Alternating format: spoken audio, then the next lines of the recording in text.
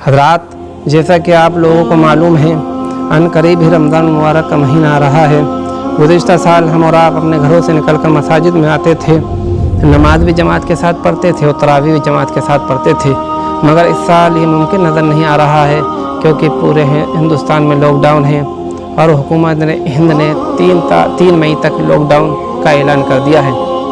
अब तरावी में क्या करें, तो आप पहले ये समझें कि तरावी जो है 3 चीज़ें हैं। एक सुन्नत मुअक्कदा है, एक सुन्नत किफ़ाया है और एक सुन्नत है।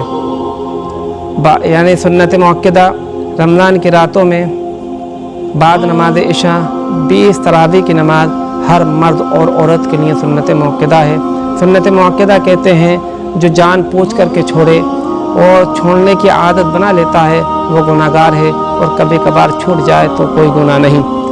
इस तारीफ़ की रोशनी में पता चला कि हर मर्द और औरत के लिए 20 तरावी की नमाज सुन्नत मुअक्कदा है।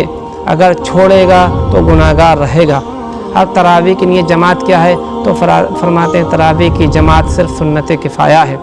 सुन्नत किफ़ाया आप इस तरह समझें, अगर तमाम लोग मसाजिद को खाली कर दें, मसाजिद में तरावी ना हो, तमाम लोग अपने घरों पर पढ़ें, इस सूरत में तमाम लोग गुनाहगार रहेंगे। और अगर मसाजिद में भी तरावी होती हैं, बकिया लोग अपने घरों पर पढ़ें, तो ये हुक्म तमाम से साक़ित हो जाएगा। तीसरा, कुरान तरावी में तो कहते हैं कुरान का तरावी में सुनना या पढ़ना ये सिर्फ सुन्नत है। क्या है, तरावी में कुरान का होना सुन्नत है। अगर बग़ैर कुरान के, यानी कुरान के जो आखिर की 10 सूरतें हैं उसके ज़रिए भी उसको पढ़ कर के भी तरावी हो सकती हैं। ऐसा नहीं है कि पूरा मुकम्मल ही कुरान हो तो तरावी होंगी। बस सिर्फ क्या है, तरावी में कुरान सुन्नत है। अगर किसी बंदे, कोई इंसान अपने घर पर पढ़ रहा है और सिर्फ कुल हु अल्लाहु याद है, तो भी अगर 20 तरावी इस तरह पढ़ेगा तो उसकी तरावी हो जाएंगी।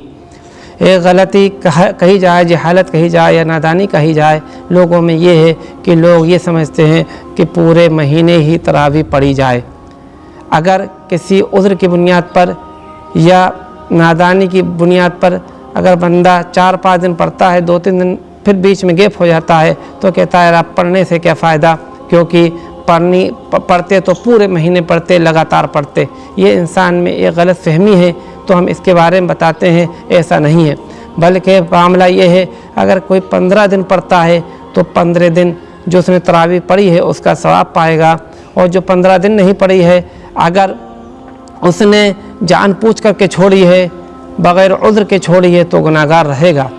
एक गलत फहमी ये है हम और आप के दरमियान में कि हम और आप एक हाफिज़ को बुला लेते हैं।